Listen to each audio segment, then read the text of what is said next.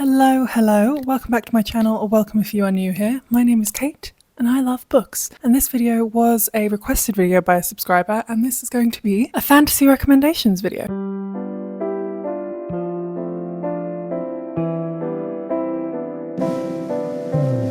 Got my fantasy readers jumper on for the occasion. So there's quite a few new faces here, so I would love if you guys could let me know what you want to see from this channel. This is a requested video, so I love doing that. It's really easy for me to then come up with the idea and film it. So if you have any requests for videos, please let me know down in the comments. It would be lovely to hear from you. I love talking to people about books. What a joy. Yeah, if you wanted to let me know, there's quite a few new faces, so hi. And I'd love to hear from you about what you would like to see from this channel. Okay, getting into this. I fear I should preface, this is a fantasy recommendations video, and at this point in time with the conditions of the market, I have mentally separated this from romantasy as its own genre. So these are books that I would classify as like fantasy forward. There's definitely still romance in these plots, but the prominence of the romance is not the driving factor of the story. I think I might do a romantasy recommendations video next month. Let me know if you'd like to see that.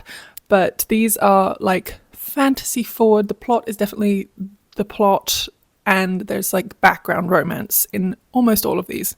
Some of them are probably definitely more romantic, but I wouldn't necessarily classify them as romantic either. I don't know how to classify anything, guys. This is just purely based on my own vibes. So I have a few different piles. So the way that I'm organizing this is I've got YA recommendations, cozy fantasy recommendations, Gothic fantasy recommendations, urban fantasy recommendations, and then sort of classic fantasy, what I would call classic fantasy. This is so many books.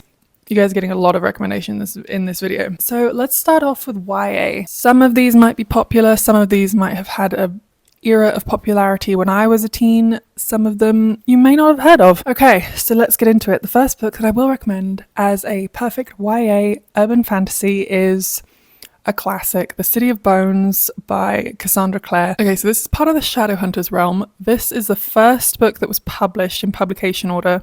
There is a different chronological order. At this moment in time, we have 4 different series that are all complete. This is a 6-book series. We have Clockwork Angel, which is a 3-book series. We have The Dark Artifices, which is 3 books. And then we have Chain of Thorns, Chain of Gold. I don't know what the series is called, but that's also 3 books. And this one's 2007 New York. There's another one 2012 LA. There's the Victorian era London, and then there's the Victorian era London's like children, so like 1910s kind of thing. There's a lot going on. This is a commitment. I think you can read them independent of one another. I don't know. I've always read them in the order that they have come out. But let's just jump into this one. This is the first one published, and this says, when Clare Frey heads out to the Pandemonium Club in New York City, she hardly expects to witness a murder, much less a murder committed by 3 teenagers covered with odd markings. This is Clary's first meeting with the Shadowhunters, warriors dedicated to ridding the earth of demons and keeping the odd werewolves and vampires in line. It's also her first meeting with gorgeous, golden-haired Jace. Within 24 hours, Clare is pulled into Jace's world with a vengeance, when her mother disappears and Clare herself is attacked by a demon. But why would demons be interested in an ordinary mundane like Clare? And how did she suddenly get the sight? The Shadowhunters would like to know. I loved this series. This was such a fun take over your brain. So much like content in itself. The quantity is there's so much now that you can read.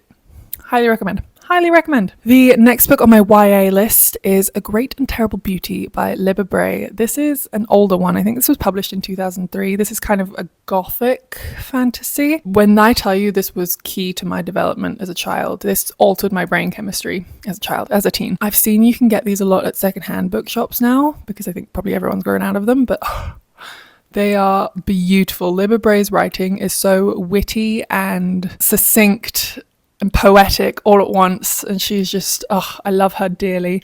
So this is a trilogy. It's a kind of gothic horror fantasy, I would say. So Gemma Doyle finds an icy reception at the Spence Academy in London, the boarding school to which she's sent after tragedy strikes her family in India. Lonely and guilt-ridden, Gemma taps into her power to attract the supernatural. Dark visions fill her mind that have an uncomfortable habit of coming true. Trying to survive at Spence, she becomes entangled with Felicity Worthington, leader of the school's most powerful clique, and discovers her own mother's connection to a shadowy group called the Order. Secrets haunt the halls at Spence, with its mysterious burned-out East Wing, and after a diary lands in Gemma's hands, it leads her to a world she cannot fathom, one where her destiny waits, if only she is brave enough to face it. Love.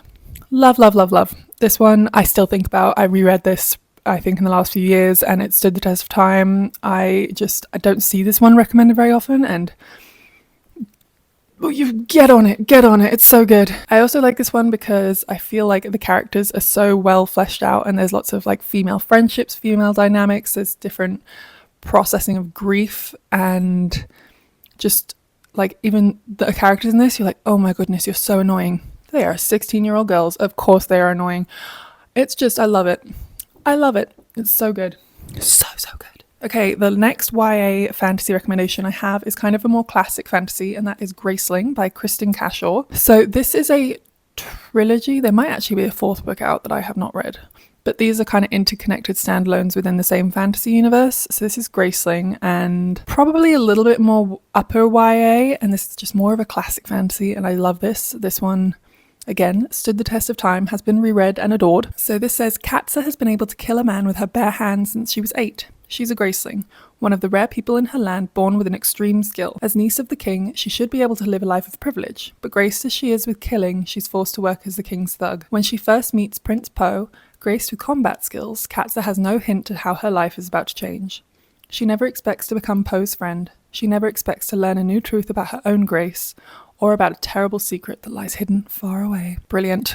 Yeah, definitely more of the classic sort of high fantasy, and maybe a little bit more of an upper YA, I would say. And then the next book, this is the last book on the YA recommendations, and this is an urban fantasy, and this is The Raven Boys by Maggie Stiefvater. This is pure vibes. This is so good. I think, let me just read you the first sentence of this book, because I still think about it. I've only read this once several years ago, and I still think about the first sentence. Blue Sergeant had forgotten how many times she'd been told that she would kill her true love. Hooked, and just the vibes in this. There are so many quotes from this that still sit in my brain, and I'm like, I can remember particular sentences, not easily, but okay. And this book series, this is a 4-book series, and I still, like, there's so many quotes that I think about to this day. And I believe there's a spin-off series, The Dream Catchers or something. I don't remember, but I haven't read that one. Every year, Blue Sergeant stands next to her clairvoyant mother as the soon-to-be dead walk past. Blue never sees them until this year, when a boy emerges from the dark and speaks to her. His name is Gansey, and he's a rich student at Aglionby, the local private school. Blue has a policy of staying away from Aglionby boys, known as Raven Boys. They can only mean trouble. But Blue is drawn to Gansey in a way she can't entirely explain. He's on a quest that has encompassed 3 other Raven Boys. Adam, the scholarship student who resents the privilege around him, Ronan, the fierce soul whose emotions range from anger to despair, and Noah, the taciturn watcher who notices many things but says very little. For as long as she can remember, Blue has been warned that she will cause her true love to die. She doesn't believe in true love, and never thought this would be a problem, but as her life becomes caught up in the strange and sinister world of the Raven Boys, she's not so sure anymore. This is just purely vibes. Just great, whimsical, beautiful, enchanting vibes. Love. Okay, so those were the YA recommendations. Let's do some cozy fantasy recommendations. I actually haven't read too many cozy fantasy books myself. I have a few, and they're always fun, but I don't necessarily feel drawn to them a lot. And I think the main reason is, in my experience, they are very much vibes, less plot. And that's fine.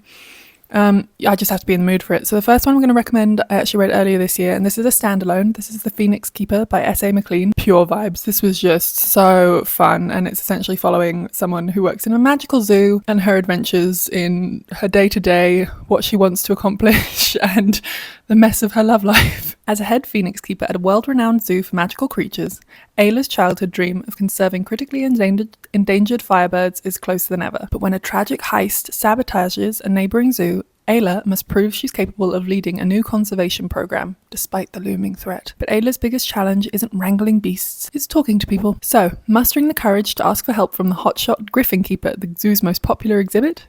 Virtually impossible. Especially when that hotshot griffin keeper happens to be her arch rival from college.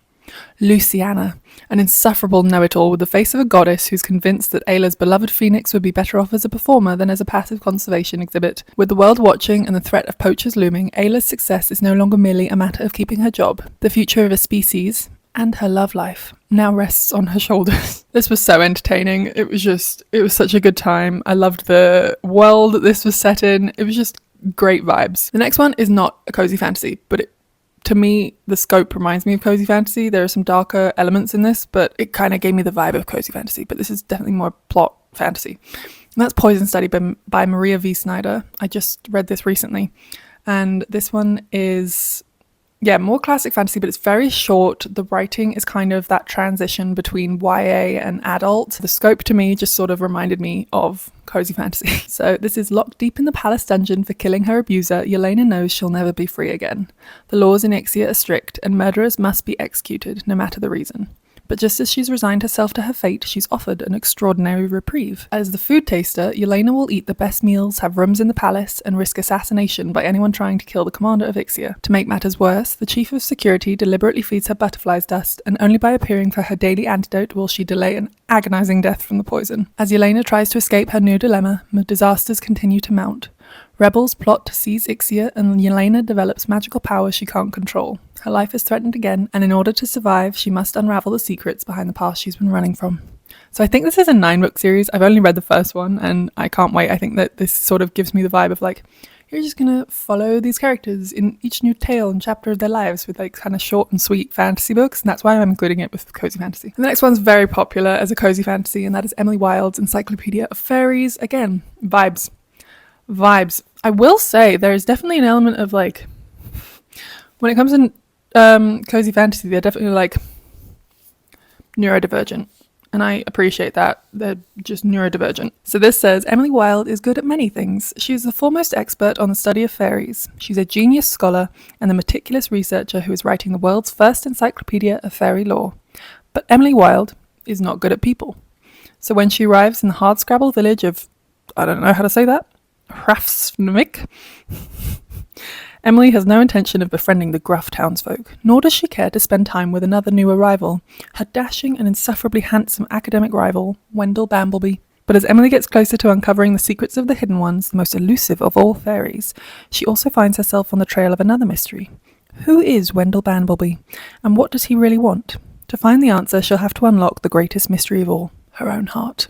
I believe this is actually a Canadian author as well, and as I'm reading that, I realise that's almost word for word the plot, at least the blurb of The Phoenix Keeper. Oh well. So those are my cozy fantasy recs. I don't think I'm the person to turn to for cozy fantasy, to be completely honest. It's not really my go-to. We have still 13 more books and 3 categories to go. Let's do urban fantasy next. So the first book I have on this is The Starless Sea by Erin Morgenstern. The Night Circus is one of my favourite books, and this is the other one by Erin Morgenstern. This was years ago that I read this, and I just remember loving it, but I don't quite remember it well enough to remind you of what it is, so we're going to read the back, as we have with all the others. Far beneath the surface of the earth, upon the shores of the Starless Sea, there is a labyrinthine collection of tunnels and rooms filled with stories. The entryways that lead to this sanctuary are often hidden, but those who seek will find. Their doors have been waiting for them. Zachary Ezra Rawlins is searching for his door, though he does not know it. When he discovers a mysterious book in the stacks of his campus library, he begins to read and is entranced. Suddenly, a turn of the page brings Zachary to a story from his own childhood. A bee, a key, and a sword emblazoned on the book lead Zachary to 2 people who will change the course of his life. Mirabelle, a fierce pink-haired painter, and Dorian, a handsome barefoot man with shifting alliances. Amid twisting tunnels filled with books, gilded ballrooms, and wine-dark shores,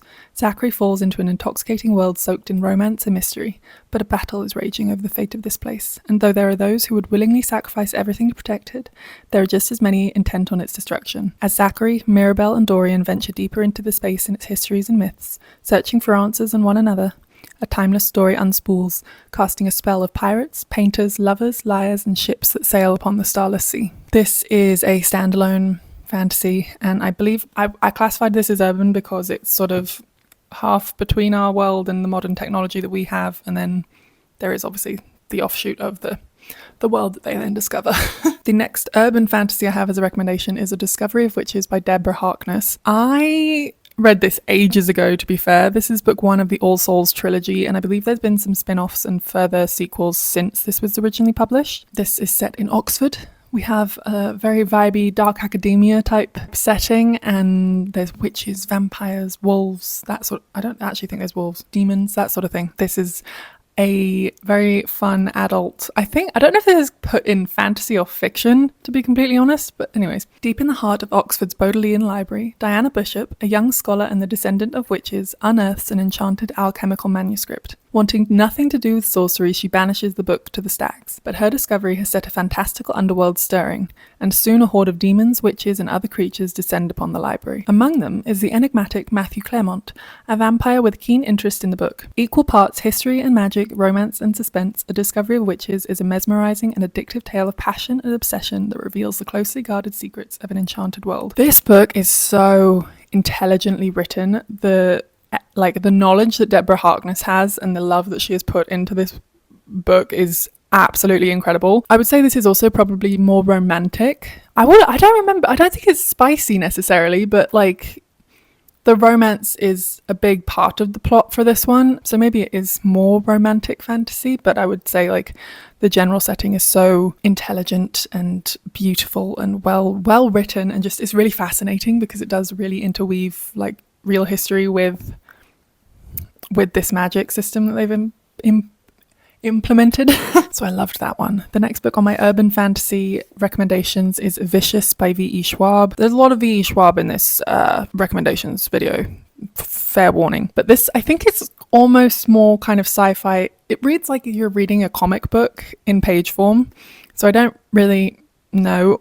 V.E. Schwab has said that her books are like all 4 different audiences, so do with that what you will. This is a incomplete trilogy. There's 2 books out right now, and I believe she's working on the 3rd one at the moment. This book is hilarious. Again, this one has lines that I just remember, and just the hilarity and the depth of it is just great. So Victor and Eli started out as college roommates. Brilliant, arrogant, lonely boys who recognized the same sharpness and ambition in each other. In their senior year, a shared research interest in adrenaline, near-death experiences, and seemingly supernatural events reveals an intriguing possibility. That under the right conditions, someone could develop extraordinary abilities. But when their thesis proves from the academic to the experimental, things go horribly wrong. Loved this. It's so entertaining, and I always love V.E. Schwab's writing. And speaking of, the next book on my urban fantasy recommendations is The Invisible Life of Addie LaRue. Everyone and their mother has heard about this one. My dad loved this book. I loved this book. It's a beautiful, beautiful story. And this is also a standalone. I love this book. France, 1714. In a moment of desperation, a young woman named Adeline meets a dangerous stranger and makes a terrible mistake. As she realizes the limitations of her Faustian bargain, being able to live forever, without being able to be remembered by anyone she sees, Addie chooses to flee her small village, as everything she once held dear is torn away. But there are still dreams to be had and a life to live, and she's determined to find excitement and satisfaction in the wide, beckoning world, even if she'll be doomed to be alone forever. Or not quite alone, as every year, on her birthday, the alluring Luke comes to visit, checking to see if she's ready to give up her soul. Their darkly thrilling game stretches through the ages, seeing Addie witness history and fight to regain herself as she crosses oceans and tries on various lives. It will be 300 years before she stumbles into a hidden bookstore and discovers someone who can remember her name, and suddenly everything changes again. This is just a beautiful, beautiful book, and it is set in our world. There's history, there's the current modern climate, and just that magic, whimsy, sort of magical bargains element, and it's just beautiful. It's beautiful. It's so good. And would it really be my channel if I did not recommend The Bone Season? I say this is urban fantasy because it's kind of dystopian, but it's set, how do I say this? It's kind of like an alternate history of the last 200 years of what we know, and then it's set in the future of our current world with that alternate history. So we're still like in London and France and the world that we know, but it's got a very different history, and we're in the future. Does that make sense? I love this series. There is a romance background story in this that means the world to me. It's not the driving factor whatsoever, but oh my goodness, do I love it. You get like tiny snippets of it throughout the book, and it means so much to me. I love it dearly. Welcome to Scion. No safer place. The year is 2059. For 2 centuries, the Republic of Scion has led an oppressive campaign against unnaturalness in Europe. In London, Paige Mahoney holds a high rank in the criminal underworld, the right hand of the ruthless White Minder. Paige is a dreamwalker, a rare and formidable kind of clairvoyant. Under Scion law, she commits treason simply by breathing. When Paige is arrested for murder, she meets the mysterious founders of Scion, who have designs on her uncommon abilities. If she's to survive and escape, Paige must use every skill at her disposal and put her trust in someone who ought to be her enemy. I will say I think the world building in this at the start is probably quite dense. I have reread these books, so to me they're fine, but I think starting off there's a massive glossary, there's big help and assistance with like characters and all of that, so I think it's a little bit dense, but I love this story so dearly. It's brutal, it is like an oppressive regime, it is Just stunning. Just stunning. I've read the 4 books. There's 5 books out right now, and I think it's going to be a 7-book series. Okay, the next category I have is sort of like Gothic Fantasy. These all sort of look the same, to be completely honest. I have 3 books here. So the first one I have is Hannah Witten, For the Wolf. This is a complete duology, and it's sort of interconnected standalones. I don't know if you could read the second one without having read the first one, because it does pick up plot-wise where we left off. I remember loving this one. As the only second daughter born in centuries, Red has one purpose: to be sacrificed to the wolf in the Wilderwood in the hope he'll return the world's captured gods. Red is almost relieved to go. Plagued by a dangerous power she can't control, she knows that at least in the Wilderwood she can't hurt those she loves. Again, but the legends lie. The wolf is a man, not a monster. Her magic is a calling, not a curse. And if she doesn't learn how to use it, the monsters the gods have become will swallow the Wilderwood and her world whole. Beautiful. I feel like this was somewhat a Beauty and the Beast retelling from what I can remember. So in the back it also says the first daughter is for the throne, the second daughter is for the wolf. So the second book is called For the Throne. I loved this. Just very gothic fantasy vibes, sort of old, like Brothers Grimm sort of elements, I would say. And okay, the next book on my Gothic fantasy recommendations is a classic that, again, everyone and their mother has heard about, and that is One Dark Window by Rachel Gillig. Elspeth needs a monster. The monster might be her. Elspeth Spindle needs more than luck to stay safe in the eerie, mist-locked kingdom of Blunder. She needs a monster. She calls him the Nightmare, an ancient mercurial spirit trapped in her head. He protects her, he keeps her secrets, but nothing comes for free. Especially magic. When Elspeth meets a mysterious highwayman on the forest road, her life takes a drastic turn. Thrust into a world of shadow and deception, she joins a dangerous quest to cure Blunder of the dark magic infecting it. Except the highwayman just so happens to be the king's own nephew, captain of the most dangerous men in Blunder, and guilty of high treason. This is a completed duology. Again, amazing gothic vibes. I'm a Rachel Gillig fan now. I think this was her debut novel, which is crazy. Beautiful, and the writing is just so eerie, dark, spooky. I think in some places this is considered YA. In Canada it's shelved in the general fantasy section. And then the next book is The Wolf and the Woodsman by Ava Reid. This is a standalone fantasy. I think this was her debut novel. The one that she's gotten very popular for is A Study in Drowning, but this was her debut novel. In her forest-veiled pagan village, Avike is the only woman without power. So when soldiers from the Holy Order of Woodsmen arrive to claim a girl for their king's blood sacrifice, she's betrayed and surrendered. But when they are attacked en route to the capital and everyone but Avike and a lone woodsman are slaughtered, they have no choice but to rely on each other. Except he's no ordinary woodsman. He's the disgraced prince, Gashpa Barony, whose father needs pagan magic to consolidate his power. As they travel from the bitter northern tundra to the smog-choked capital, they form a tenuous pact that slowly turns their loathing into affection. But trust is easily betrayed, and Avike discovers her own hidden magic. She and Gashpa must decide where their loyalties really lie. This was very much just sort of like a very enchanting, dark tale on the road, and the relationships that develop, the politics that come and play. I did kind of want this to keep going and tell more stories, maybe almost like For the Wolf, where you have like different characters at the center, but I loved this. I loved this dearly. It was beautiful, brutal, dark, gothic, and it made me want to read more of Ava Reid's work. Okay, we are down to the last 5 books, and this category is what I would consider sort of classic high fantasy. So the first book is probably one that I would list as, like, if someone asked me a favorite book, depending on the day, this would probably sit at the top of that list. And that is The Name of the Wind by Patrick Rothfuss. This is an incomplete trilogy. I have been waiting for book 3 for many moons. The first 2 books are out. The second book, funnily enough, fun fact, is exactly 1,000 pages, at least in the classic in the classic paperback it is. Love this book. I love this book. It's very big. And it's kind of like an odyssey. So the way that this is written is the main character is a like notorious, well-known wizard, and he is in a inn or a bar, if you want to say. And he's asked to tell his story, and he tells them it'll take 3 days to tell the story. So the first book is the first day of him telling his story. The second book is the second day of him telling his story. And just, I think, so the first book's more kind of young life to adolescence, him growing up a bit. And then I think we will catch up to where we are now.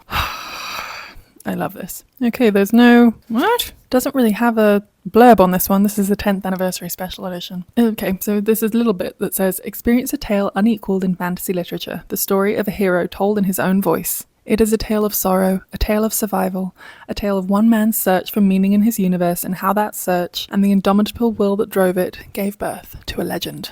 I love this book. I love this book. I would say I'm waiting patiently for book 3, but at this point I'm waiting very indifferently because it's been so long. And I know that I'm just going to have to reread the whole series before when we finally have like an announcement, at least, to really catch back up because it's been so long. But the third book is called The Doors of Stone. We don't have a release date. We don't have a cover. We just have a title, which in itself was a huge win about 3 years ago for me. A beautiful, beautiful story. Highly recommend. And I have had so many random people just connect on this book. Like if I tell them I'm a reader and they're like, oh, have you read The Name of the Wind? I'm like, yes. So that's like, it's popular, but it's not one that I see talked about a lot. The next one is another V.E. Schwab, and that is A Darker Shade of Magic by V.E. Schwab. This is more of a, I don't know if this is like classic fantasy. I don't really know. It's very, very original. Okay, so this says, welcome to Grey London, dirty and boring, without any magic, with one mad king, George III. Then there is Red London, where life and magic are revered, and White London, a city slowly being drained through magical war down to its very bones.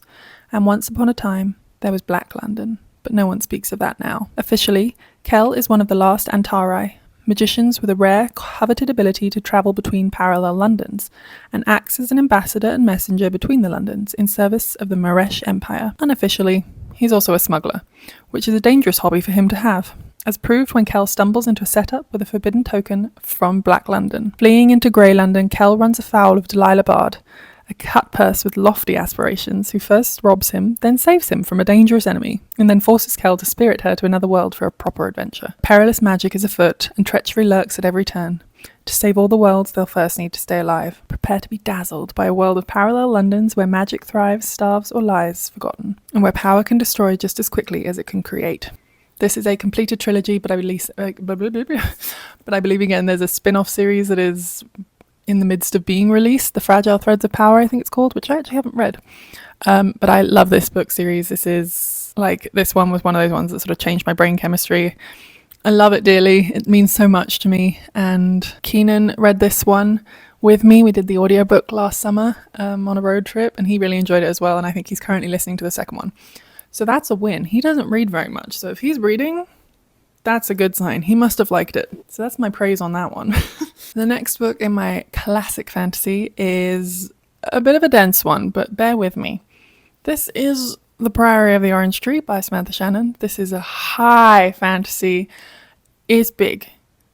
It's big. It is a kind of interconnected standalone because there is another one, The Day of Fallen Night, which is sort of like a prequel to this. They are big. They have very short chapters, and the writing makes it not feel very long. I think I read this in like a day or two on holiday. It was very easy to read. The House of Brethnet has ruled Innis for 1,000 years. Still unwed, Queen Sabran IX must conceive a daughter to protect her realm from destruction, but assassins are getting closer to her door. Iad Durian is an outsider at court. Though she has risen to the position of lady-in-waiting, she is loyal to a hidden society of mages. Iad keeps a watchful eye on Sabran, secretly protecting her with forbidden magic. Across the sea, Tanae has trained to be a dragon rider since she was a child, but is forced to make a choice that could see her life unravel. Meanwhile, the divided east and west refuse to parley, and forces of chaos are rising from their sleep. These books are very much sort of like Odyssey sort of vibes. You follow them across the world throughout different timelines. I mean, the second one was definitely an Odyssey because it took place over lots of different years. I don't remember if this one was taking place over lots of different years. It's been a while. But these are so good. These are so good. And I think there's another one coming out, a prequel or a like kind of novella for this series later this year. But this is called The Roots of Chaos. And they are just kind of standalones. You could read these however you want to read these. They are just dense, chunky books. And they're so much fun. They're so much fun. Okay, the next one, I wasn't actually sure if I was going to include this because I loved the first book, did not like the second book, and I thought the third book was pretty good. And that is Godkiller by Hannah Kaner. And I will recommend this because Hannah Kaner's writing is beautiful. I love the whimsy, the writing style, the setting of this series, and I love the relationships that evolve. And the only reason I really have criticism is kind of the things that made me fall in love with the first book were not super present in the rest of the book, and that was basically me just wanting the characters to spend more time together. So that's just a me thing. That's a preference. Other than that, it's a beautiful book. It's a brilliant story, and it's very Very good. Gods are forbidden in the kingdom of Midran. Formed by human desires and fed by their worship, there are countless gods in the world, but after a great war, the new king outlawed them and now pays god killers to destroy any who try to rise from the shadows. As a child, Kissin saw her family murdered by a fire god.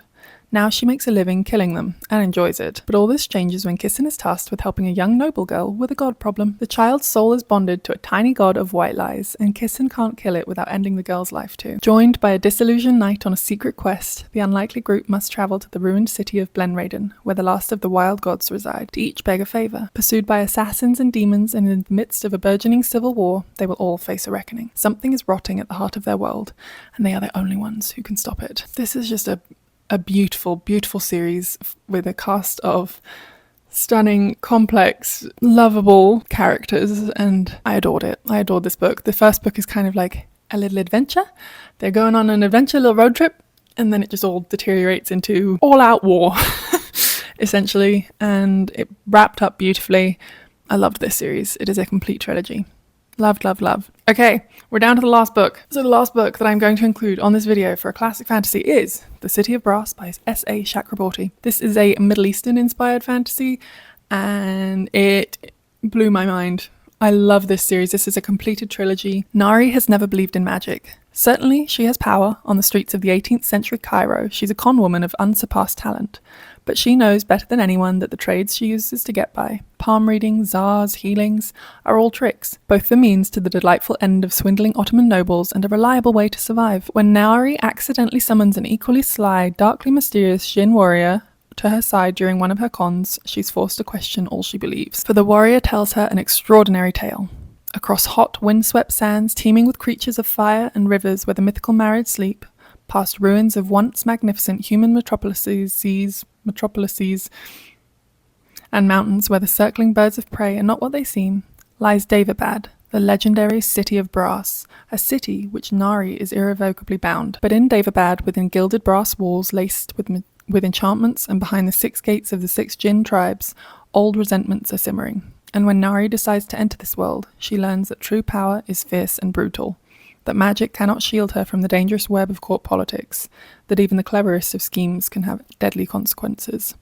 After all, there is a reason they say to be careful what you wish for. This series had so many moving parts, history, deep-rooted machinations, and the characters were brilliant. I think there's a lot of growth in this series. There's a lot going on in this series. There is so much, but it doesn't ever feel like too much. And it's perfect. It is perfect. It's complex.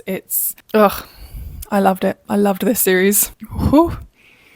Could you tell my ability to speak has deteriorated the longer that I've read the back of these? That was a lot of books. You're welcome. You have so many recommendations right now. I don't even know how long I've been talking for. 40 minutes. Bloomin'. Wow. So I'm going to wrap this video up here. That was a lot. Let me know what you'd like to see from me. This was fun. I've got a reading vlog coming out next week, and the day this comes out I will actually be going to the West Coast, so there'll be a reading vlog and sort of travel vlog all in one, hopefully coming out at some point in the next few weeks. But let me know what you'd like to see from me, because we have lots. There's a lot going on. Yeah, this has been lovely. And again, thank you again for all the new engagement and new support. It really does mean a lot to me. If you want to give this video a like or subscribe if you're so inclined, it does help as I grow my channel. I love hearing from you guys. I always say the comments are my favorite. Love chatting about books. What a joy. Wholesome pocket of the internet. And yeah, I'm going to stop because that's a long video. But anyways, thank you again, and I will see you in the next one.